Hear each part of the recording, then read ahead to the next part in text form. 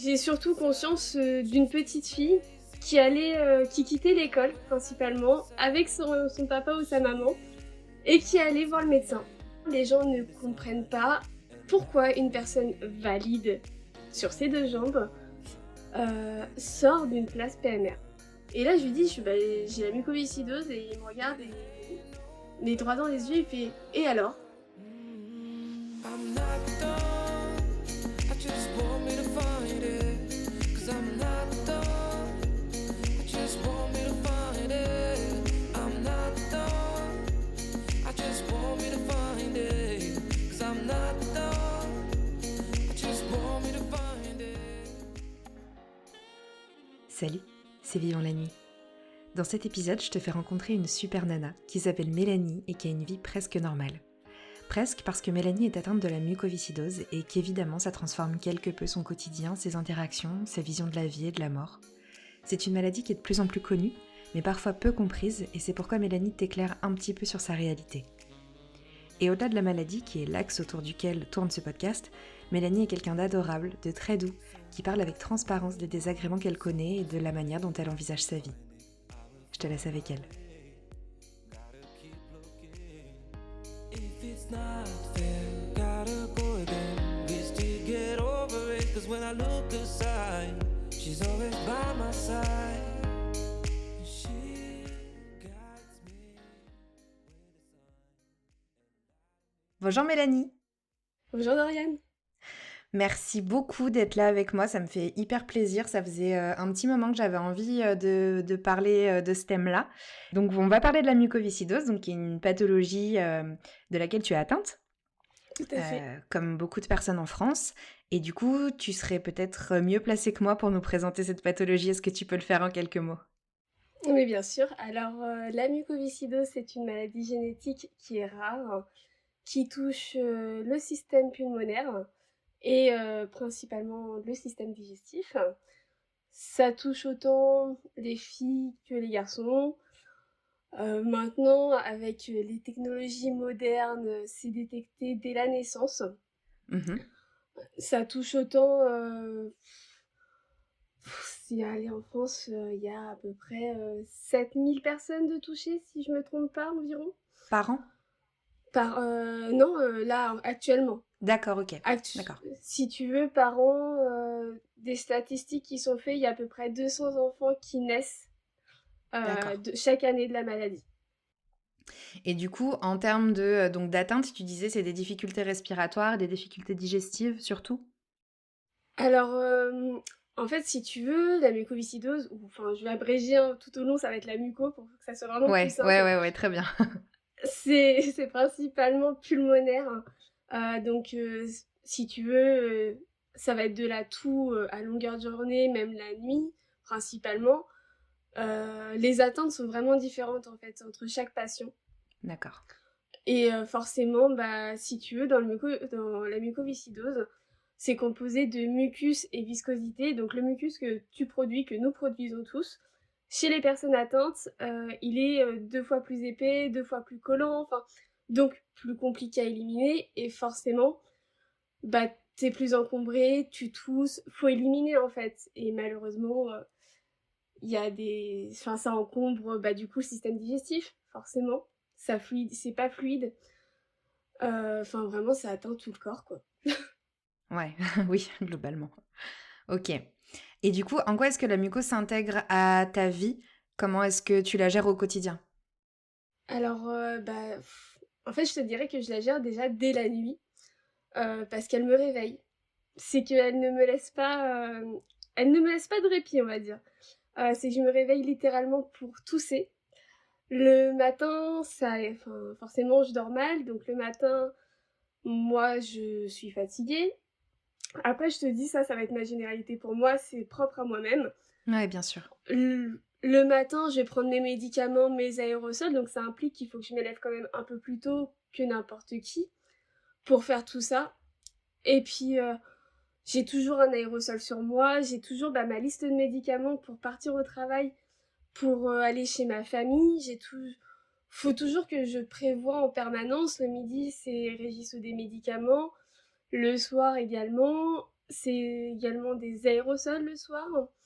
C'est pas mal de contraintes. Et puis, ben, je te parle pas de la kiné qui a, pour ma part, une fois tous les 3 jours. Plus quand c'est nécessaire, forcément. Mais après, j'arrive quand même à me réguler toute seule, me gérer. Donc, c'est plutôt bien, c'est plutôt pratique.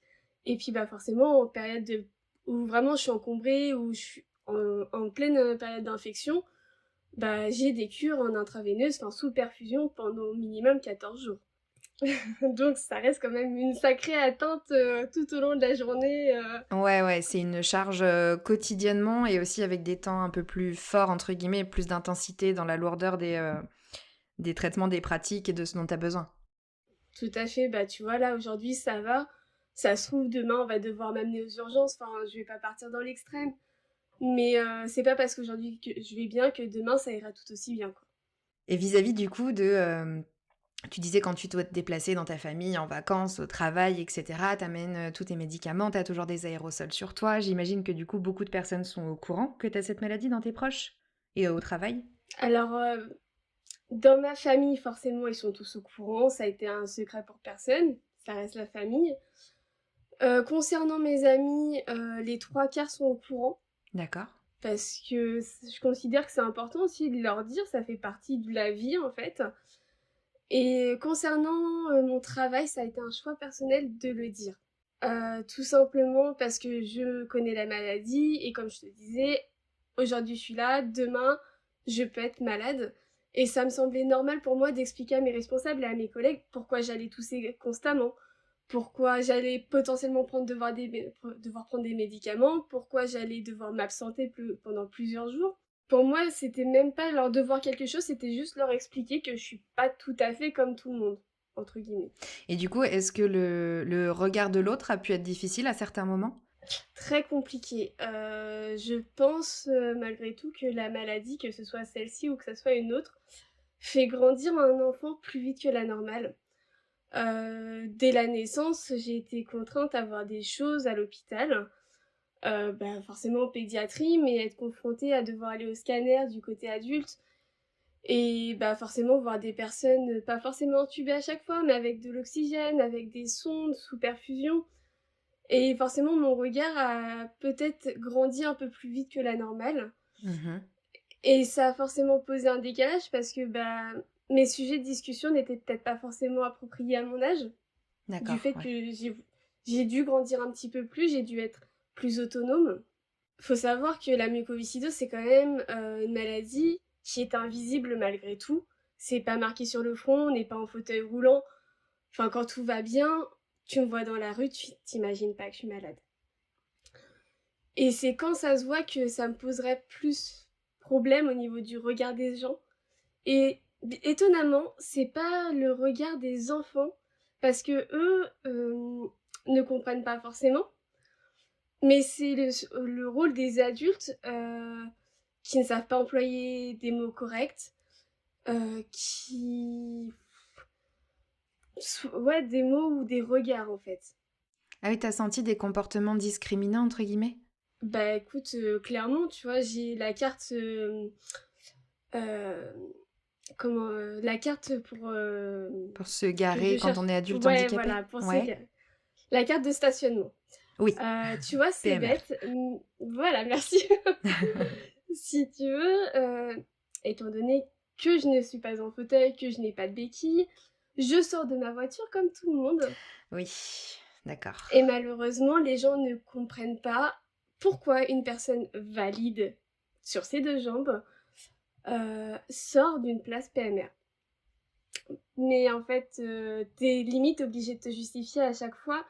Et ça m'est arrivé de sortir de mes gonds en disant mais ça vous regarde pas en fait. Enfin, si je l'ai, c'est que c'est justifié. Bah si tu la veux, tu fais la demande. Mais tu l'auras pas forcément. Déjà, et puis en plus, oui, je vais pas te raconter ma vie parce que t'as envie de te garer plus près, en fait, ça suffit. C'est ça. Et tu vois, au Ouais. contraire, je trouve ça pas valorisant d'avoir une carte de stationnement. Enfin, c'est que t'en as besoin, c'est que... Et en fait, moi, au vu de mon comportement face à cette carte, je dis pas que j'en ai honte, je dis juste que si je peux éviter de me garer sur des places handicapées, j'évite. Parce qu'après, j'ai un raisonnement qui dit t'as forcément des personnes qui sont en fauteuil ou des personnes qui vont avoir plus de difficultés que toi. Si t'es en capacité aujourd'hui de marcher, tu marches un petit peu, ça te fera pas de mal. Et d'ailleurs, tu parlais du regard des adultes qui était plus négatif, entre guillemets, ou plus maladroit, ou plus désagréable parfois que celui des enfants. Quand toi, tu étais une enfant, comment est-ce qu'on t'a expliqué que tu étais atteinte de cette maladie? Est-ce qu'on te l'a expliqué déjà? Est-ce que tu l'as appris au fur et à mesure des rendez-vous médicaux? Comment ça s'est passé? Alors, je me rappelle pas clairement, tu vois, avoir eu mes parents ou un médecin devant moi me disant tu as la muco, c'est ça tes problèmes. Alors, sûrement qu'on l'a fait, c'est tout à fait possible. Moi, je me rappelle pas. J'ai surtout conscience d'une petite fille qui quittait l'école principalement avec son papa ou sa maman et qui allait voir le médecin. Et en fait, bah, tu comprends que bah, c'est toujours les mêmes examens, que tu vois toujours le kiné, que tu as une prise de sang, que tu as des examens qui se répètent à chaque fois, tous les 3 mois à peu près, et puis bah, quand ça va moins bien, plus souvent. Et puis tu comprends très vite aussi que tu vas voir un kiné que les autres enfants ne le voient pas. T'as tout un univers qui finalement se construit et avec des parents derrière qui, maintenant, avec un regard plus adulte, étaient désemparés. Enfin, Bien sûr. c'est pas, c'est pas facile de dire votre enfant a une maladie. Et puis surtout, il y a 20 ans. C'est ça. Mais en fait, je suis vraiment admirative de mes parents parce qu'ils sont toujours ensemble et pourtant, je sais qu'il y a des parents qui se sont séparés à cause de ça. Et non, ça a été.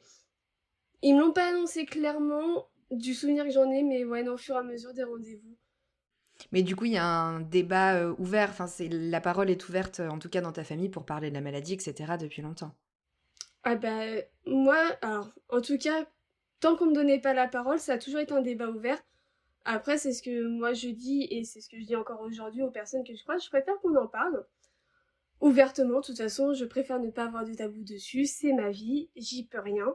Je préfère l'accepter, qu'on en parle et qu'on après limite on n'en parle plus. Mais t'as des questions, tu me les poses. Hmm.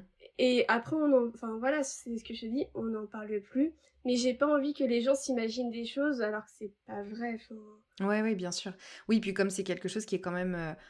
Enfin, il y a au prorata, alors c'est déjà 7000 de trop, hein, mais au prorata du monde, enfin des personnes françaises en tout cas, c'est quand même une très petite proportion de personnes. C'est pour ça qu'on tout à appelle ça une fait. maladie rare. Du coup, c'est vrai que ça peut être obscur pour certaines personnes et je pense que c'est assez sain de poser des questions quand il y en a.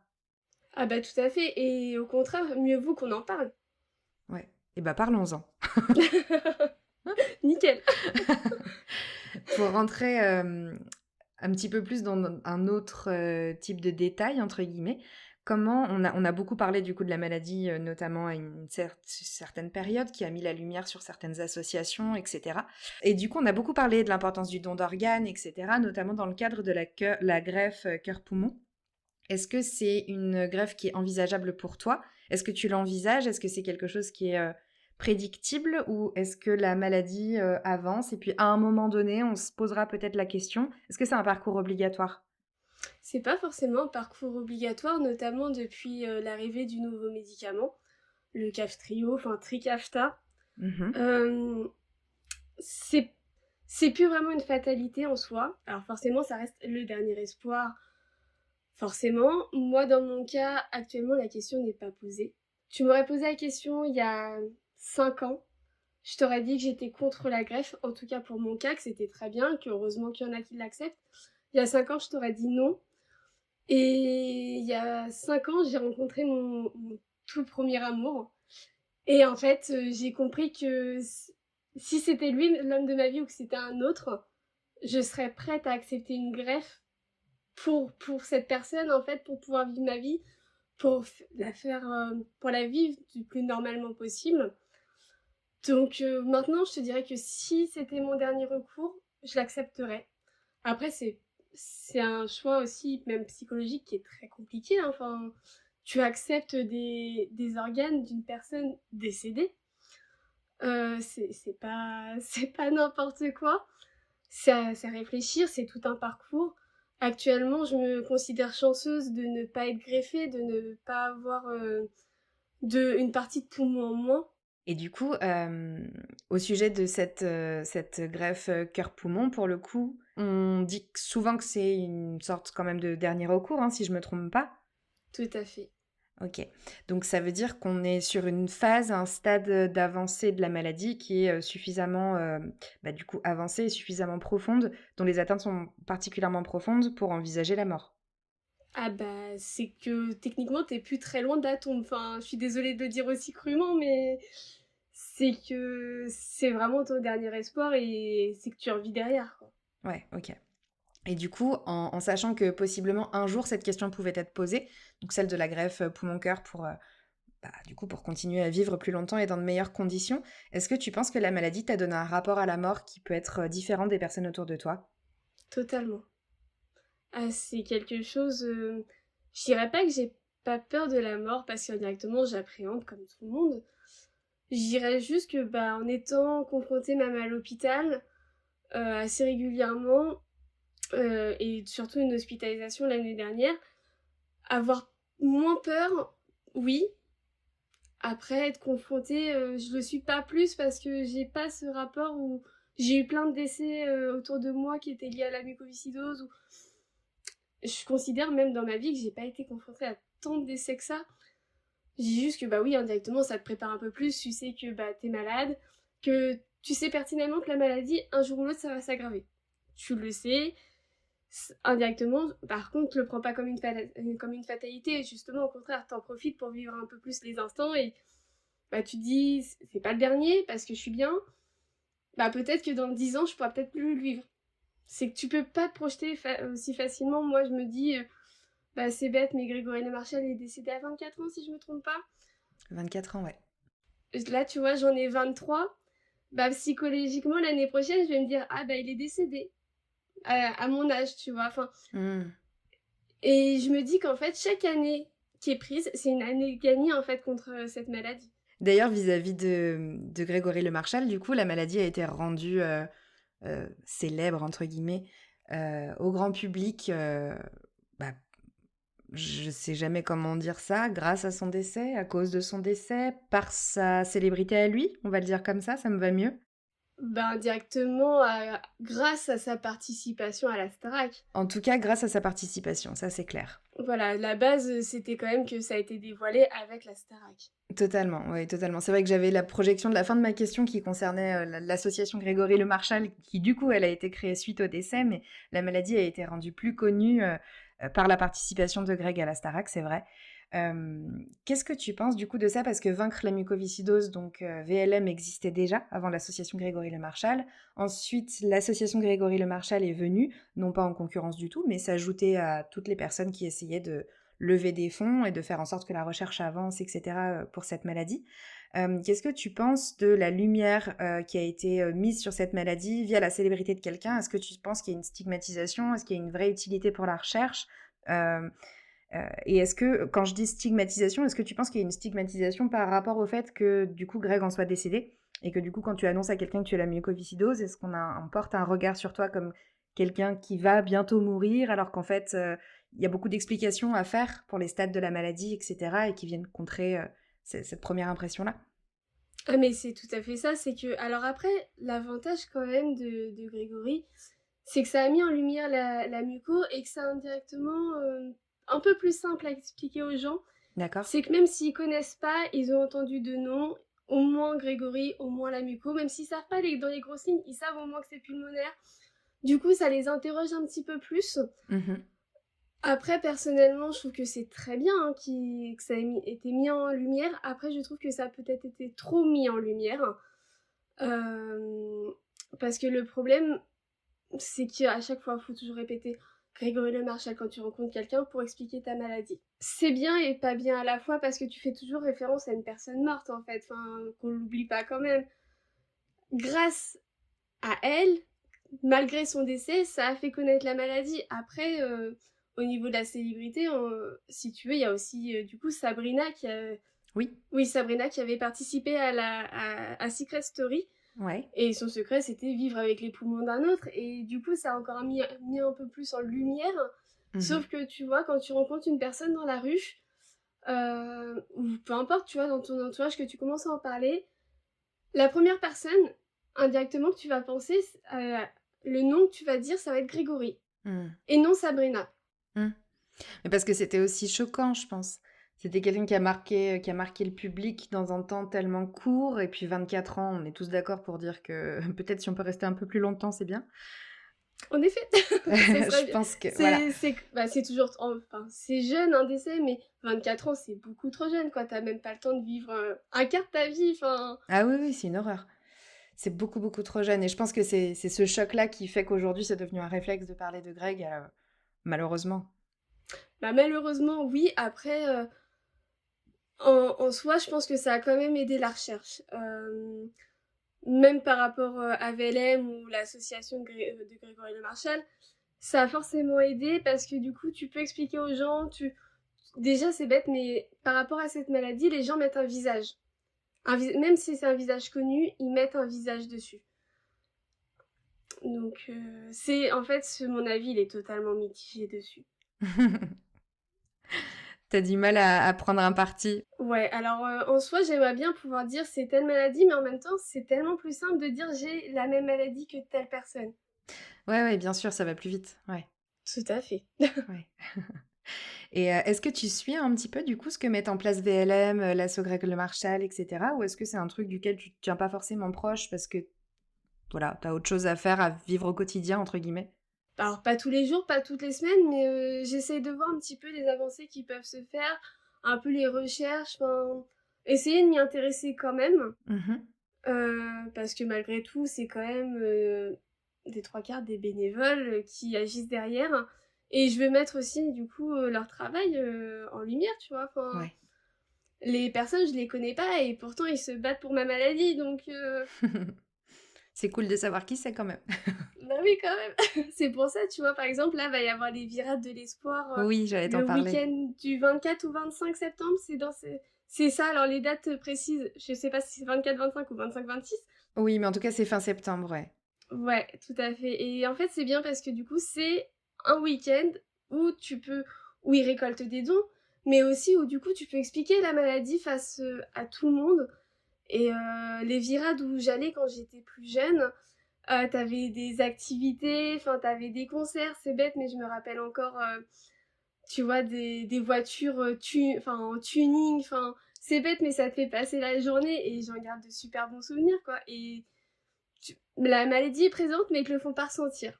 Et du coup, en off, quand on s'est présenté, parce que pour être transparente, on fait toujours des petits appels avant d'enregistrer, évidemment, pour voir un petit peu de quoi on va parler, de quoi l'invité veut et ne veut pas parler, quel axe on va trouver pour que ce soit le plus intéressant et le plus sincère possible à la fois. Du coup, quand on a fait ce petit briefing ensemble en off, tu me disais que je crois que c'est ton collège qui avait fini par organiser un cross tous les ans auquel tu participais et tu racontais ce qu'était la maladie pour éveiller justement les enfants à cette maladie-là et au fait que peut-être que dans leur classe ou dans leur futur, en tout cas, ils rencontreraient quelqu'un qui a la muco et qui pourrait du coup agir en conséquence. Tout à fait, bah, comme je te le disais tout à l'heure, la muco est une maladie malgré tout invisible. Et lorsque je suis rentrée en sixième, il y avait un projet que notre prof principal voulait mettre en place. Et du coup, ça s'est fini sur un cross. Et cet argent-là, on voulait le reverser à absolument une association. Et chaque personne, si elle le souhaitait, pouvait présenter une association. Et forcément, moi, ça m'a paru comme une évidence de présenter VLM. Mhm. Parce qu'à ce moment-là, alors Grégory Le Marchal avait un peu plus sa popularité parce que ça correspond plus à au moment où il est décédé en plus. Oui. Mais du coup, moi je voulais choisir cette association-là parce que c'était aussi celle que je connaissais le mieux malgré tout. Et j'ai une de mes amies qui a présenté celle de Grégory Le Marchal. D'accord. Et en fait, en présentation, moi, du coup, ça a permis d'expliquer à toute ma classe d'un seul coup que j'étais malade. D'accord. Ceux Qui qui n'étaient ne le pas savaient forcément. pas, Ok, ils n'étaient pas forcément au courant. vous le savez pas, bah maintenant vous le savez tous. Le débat, il est là, on en parle. Ok. Et forcément, en sachant qu'une personne était touchée dans leur classe, ça a fait l'unanimité, c'était la muco ou la muco. Il Ouais. n'y avait rien d'autre au programme. Et en fait, je sais, alors tu vas peut-être avoir les mots pour l'expliquer, Mais il y a un problème au niveau de l'association Grégory Marshall et VLM au niveau, je crois, du statut. Enfin, les dons peuvent pas être versés pareil par rapport à un collège. Oui, ouais, mais je crois que c'est un problème entre guillemets de législation. Le statut de l'association permet pas de recevoir des dons de telle et telle entité, en fait. C'est un peu plus complexe que ça, ouais. Mais en fait, le fait est qu'on ne pouvait pas choisir l'association Grégory Le Marchal, mais du coup que c'était VLM. En soi, c'est pour la même cause. Oui, très bien. Voilà, et du coup, en sixième, c'était proposé que pour les sixièmes. Euh, et je sais plus combien on avait récolté, mais en fait, chaque année où on le fait, chaque année, il y a de plus en plus de dons. Le C'est montant génial. est de plus en plus énorme, et je trouve ça incroyable, alors que je ne suis plus là-bas. Mais du coup, oui, en sixième, bah, ça m'a permis aussi de prendre la parole, de pouvoir m'exprimer, moi qui étais quand même plus timide. J'ai été mise un peu à nu devant tous mes camarades de sixième, et puis l'année d'après, on m'a quand même demandé est-ce que tu veux revenir représenter auprès des cinquièmes, de certains sixièmes. Je suis non, bah oui, et puis au fur et à mesure, et puis troisième, et on m'a dit l'année prochaine, tu vas au lycée, est-ce que tu pourras venir? Et j'ai dit, si ce n'est pas moi qui viendrai, ça sera ma mère. Ok. Et jusqu'alors, alors mis à part là avec Covid où ça ne s'est pas fait, sinon tous les ans, il y a eu un cross où j'ai participé pour la présentation, ou quand Très je le mignon. pouvais, mais oui, mais je trouve ça hyper bien en plus parce que c'est une personne qui vit la maladie, qui l'explique, qui peut répondre à des vraies questions. Enfin, Ah, mais totalement, c'est génial. C'est enfin, c'est les échanges les plus enrichissants, du coup. tout à fait. Et souvent les mêmes années, enfin tous les ans, c'est les mêmes questions qui reviennent. Mais de la plus, je vais pas dire stupide parce qu'il n'y a pas de question stupide, mais de la plus bébête entre guillemets à la plus intelligente, mais c'est toujours les mêmes problématiques qui se posent et du coup, bah, à force, mon speech s'améliore d'année en année. Et quelles sont les questions, du coup, qui reviennent tout le temps? Tu les as en tête? Par exemple, toi aussi tu vas bientôt mourir? Mais écoute, j'ai envie de te dire oui, mais comme toi en fait. Alors potentiellement, je vais mourir avant toi, je suis d'accord. Mais en fait, tu vas mourir, je vais mourir aussi. Ouais, t'essaies de dédramatiser complètement la finalité, entre guillemets, pour dire elle est la même chez tout le monde. Tout à fait, et j'oublie pas que bah, en face de moi, directement, j'ai des enfants. Donc c'est là aussi la complexité où il faut que tu expliques avec des mots d'enfant, Mmh. en Ouais. quelque sorte d'adolescents, pour qu'ils comprennent et que ça soit pas du chinois pour eux. Enfin... Donc non, et justement, bah, même par rapport à des adultes, ça te permet de peaufiner un petit peu tes explications, qu'ils comprennent mieux aussi. Mais non, c'est ce genre de questions. Après, est-ce que tu as beaucoup de médicaments par jour ou... Donc la réponse est oui, j'en ai beaucoup. Là, actuellement, je tourne autour de 20-25 par jour. Et je suis en période calme. Ouais, c'est sûr. Mon Dieu. Parce que quand tu es en période un peu plus d'infection, du coup, en période d'infection, en fait, c'est ça le terme, c'est Tout ça? à fait. Quand tu es en période d'infection, on passe directement à la perf ou t'as aussi des médicaments qu'on ajoute, t'as plus de séances de clapping, t'as... Alors, je vais forcément avoir... bah déjà, on va commencer par accentuer un peu les séances de kiné. Après, bah forcément, ça va pas... Enfin, ça fonctionne pas forcément. Hein. Je reste une humaine malgré tout. Du coup, bah, antibiotiques. Parce que malgré tout, même un rhume peut me mettre à l'hôpital. Hein, c'est... donc, bah, médicaments, quand c'est vraiment quelque chose, bah, comme je te dis, un rhume, forcément, bah, après, il y a des antibiotiques. Et puis, bah, quand on voit que c'est peut-être potentiellement trop infecté, bah, perfusion, sauf que bah, moi, actuellement, c'est perfusion sous deux médicaments en intraveineuse, plus, plus au moins deux à côté. Oui, donc le nombre monte très vite, quoi. Et du coup, on parle du coup de la médication, des perfusions, etc. Est-ce qu'on est immunodépressif quand on est atteint de la mucoviscidose ou pas? Alors, dans mon cas, non. Par contre, encore une fois, je ne suis pas médecin, mais il me semble que les personnes greffées le sont. Oui, du coup, ouais. Mais je crois que c'est le traitement. Alors, s'il y a des médecins qui nous écoutent, répondez-nous. Mais je crois que c'est le traitement qu'on prend, en fait, qui a pour but de faire baisser les défenses immunitaires pour pas qu'il y ait de rejet, si je dis pas de bêtises. Et il me semble que oui, c'est les anti-rejets qui font ça. Je ne suis pas sûre, mais en tout cas, dans mon cas, je ne suis pas immunodéprimée. Et du coup, en période de Covid, pour le coup, tu es quand même considérée comme à risque, vu que c'est une atteinte pulmonaire. Est-ce que tu as ressenti un isolement encore plus fort, du coup? Tu n'es pas quelqu'un d'isolé en hors pandémie, mais est-ce que cet isolement-là vis-à-vis de ta maladie, du coup, a doublé par rapport aux personnes qui n'ont pas de pathologie? Est-ce que tu l'as vécu différemment de tes proches autour de toi? Alors moi, j'ai essayé de la vivre la plus normalement possible, de faire un peu ma vie comme je l'entendais avant le Covid. Après, forcément, j'ai toujours fait attention, déjà depuis que je suis née. Mettre un masque à l'hôpital, c'est inné chez moi. Le mettre quand je suis malade, ça m'a toujours paru logique. Lavage des mains, oui. Ne pas faire la bise à quelqu'un quand on est malade, ça m'a paru encore plus logique. Enfin, tous ces gestes barrières qu'ils ont appliqués maintenant en temps de pandémie, moi je les connaissais déjà. Ouais. Alors après, forcément, du coup, moi ça n'a pas changé beaucoup plus au niveau des gestes barrières. Mais du coup, j'ai considéré que ma vie, j'allais la mener un peu comme je le faisais déjà. Alors forcément, un peu plus attention. Dès que j'allais faire les courses, parce que j'étais pas chez mes parents à ce moment-là, tu te laves les mains bien après avoir rangé tes courses. Enfin, j'étais peut-être un petit peu maniaque sur ça, c'est que je désinfectais quand même les paquets de pâtes. Enfin, Oui, moi aussi, je n'ai pas la mucoviscidose, je suis juste hypocondriaque. Tout va bien, pas de jugement. Et du coup, tout à l'heure, on parlait un petit peu de la recherche, des assos qui faisaient avancer les choses, etc. Et tu citais un nouveau médicament qui vient d'être mis sur le marché il y a très peu de temps, je crois. c'est ça sur le marché français et européen, surtout français, depuis le 7 juillet. Le 7 juillet, donc c'est tout récent. Tu peux nous raconter un petit peu ce que tu sais de lui et du coup, tu l'as testé, donc un retour d'expérience. Je l'ai testé. Alors du coup, plus communément appelé Trikafta, mais nos français Kaftrio. C'est un médicament juste révolutionnaire en fait. Enfin, c'est un miracle, c'est un vrai bijou de la technologie au niveau de la médecine. C'est que je n'ai pas suffisamment de mots pour te dire à quel point il est génial. Ok.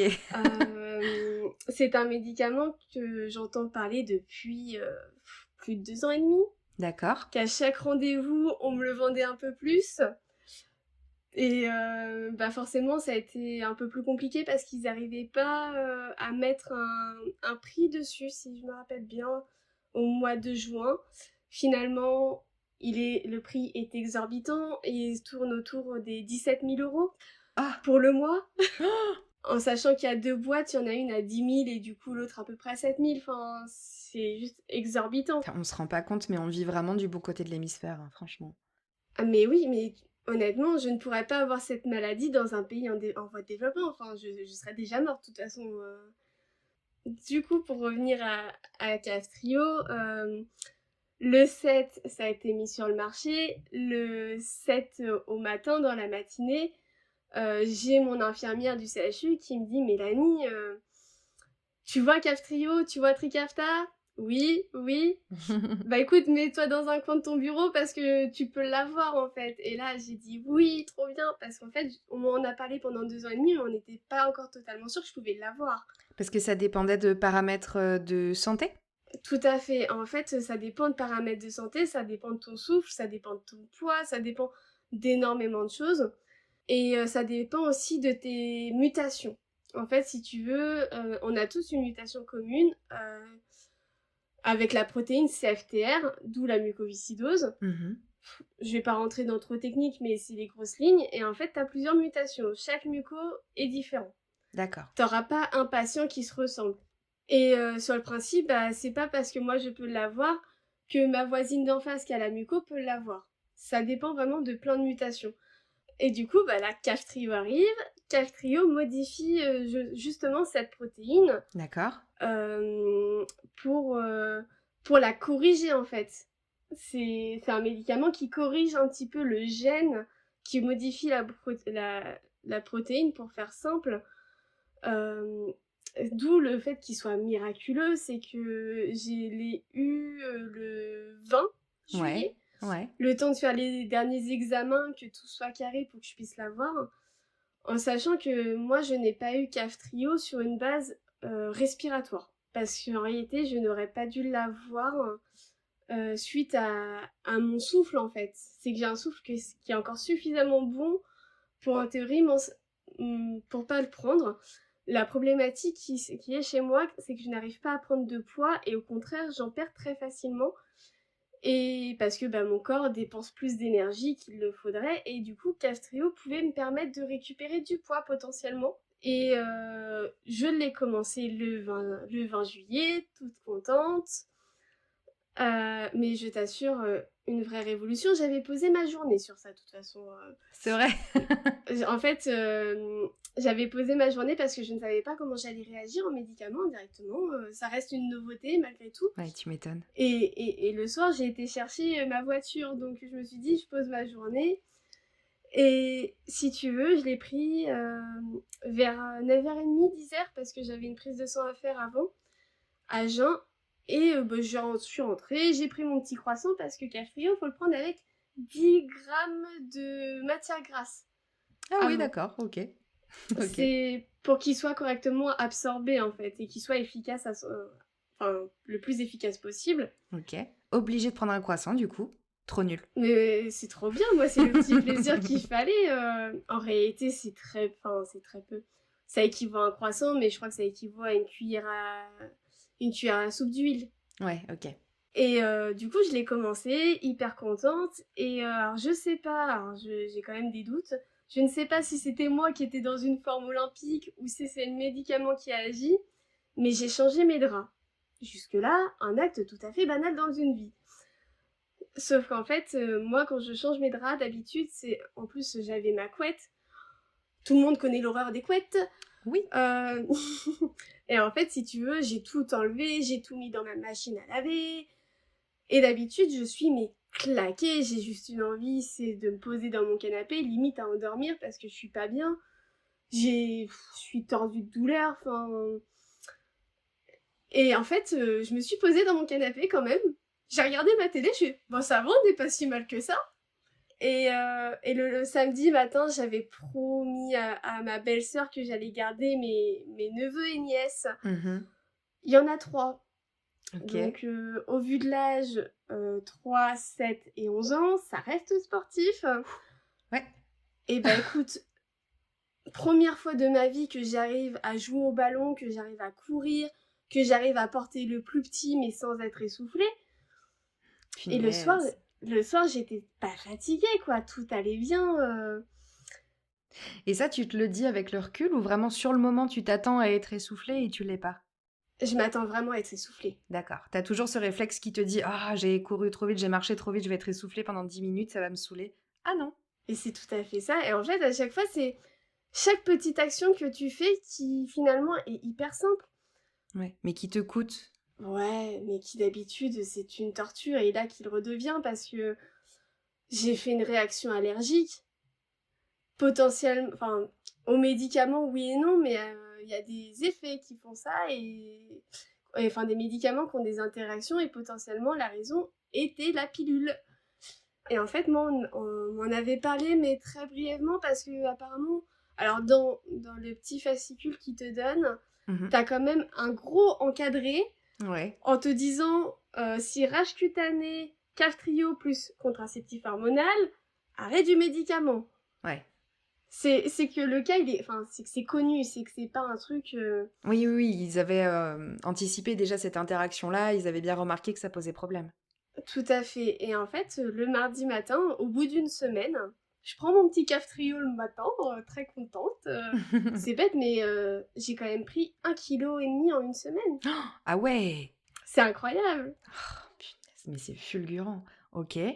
Et en fait, je me suis réveillée le mardi matin, alors que je commençais à avoir de nouveau des rêves plein la tête, reprendre le sport, Ouais. revivre une vie, à me retrouver en mode léopard avec des boutons et des plaques partout sur le visage, partout dans le dos et sur le ventre, et ce qui apparaissait sur les bras.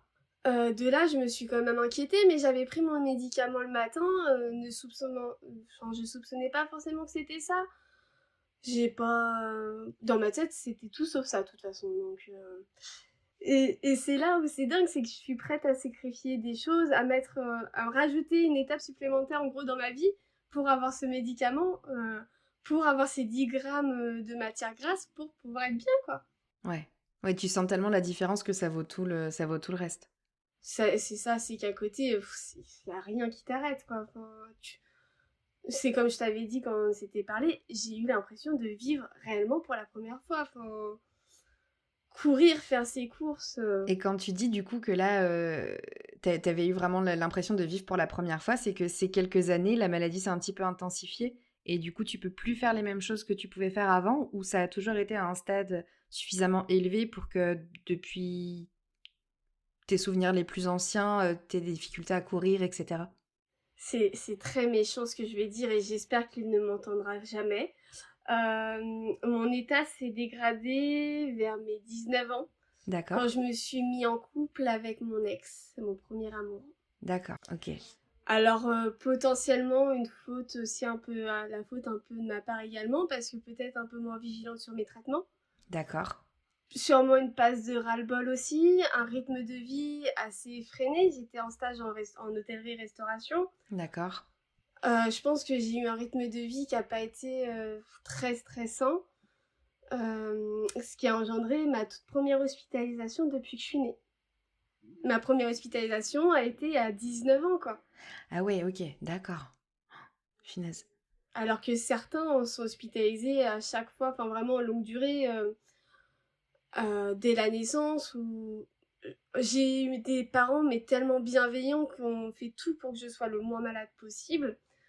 Et je pense que c'est ça qui a aidé, que le fait d'avoir rencontré quelqu'un, indirectement, j'ai bousillé un peu ce qu'ils avaient fait.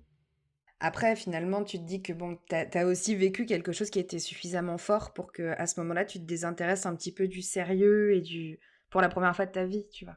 C'est ça, il y avait autre chose que la maladie, autre chose que mes amis. Enfin, C'est ça, ouais. il y avait clairement plus intéressant que la maladie, hein. Certaines personnes disent que elles échangeraient pas leur maladie et elles échangeraient pas du coup leur vie de personnes atteintes d'une maladie, d'une pathologie pour la vie d'une personne qui n'est pas atteinte d'aucune pathologie parce que ça leur a donné de la force, ça leur a donné de l'ouverture, ça leur a donné un moteur, ça leur a donné des choses qui font que peut-être qu'ils ont appris plus vite que les autres, comme tu le disais tout à l'heure, qu'ils ont pour le pire ou pour le meilleur. Est-ce que tu ressens ça? Ou est-ce que ce discours pour toi, il a un peu, tu sais, papillon, non, non, moi si j'avais pu échanger, j'aurais bien échangé.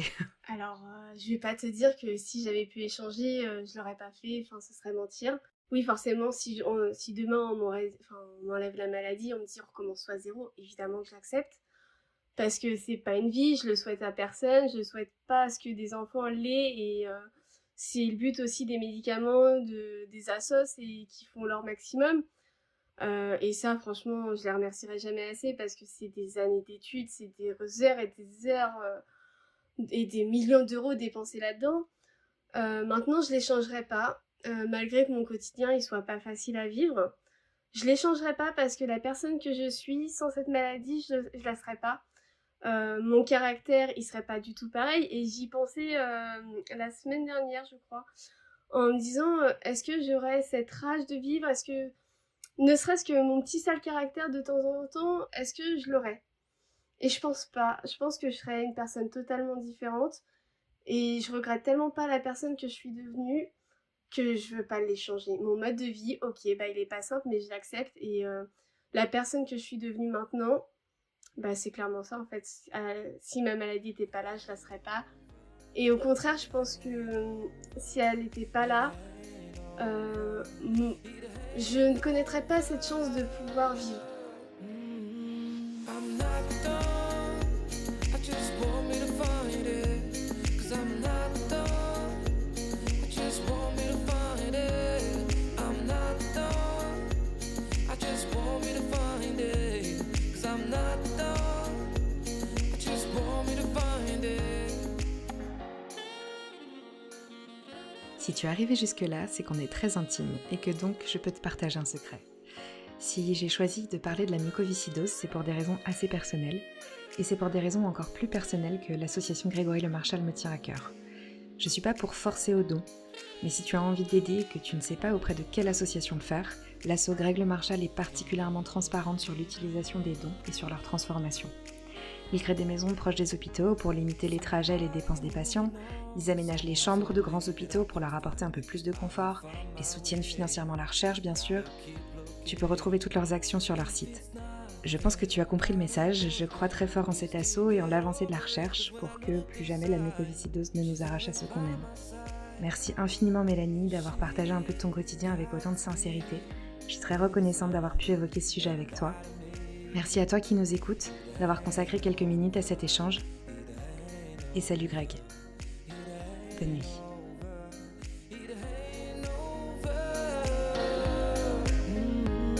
I'm not done. I just want me to find it. 'Cause I'm not done. I just want me to find it.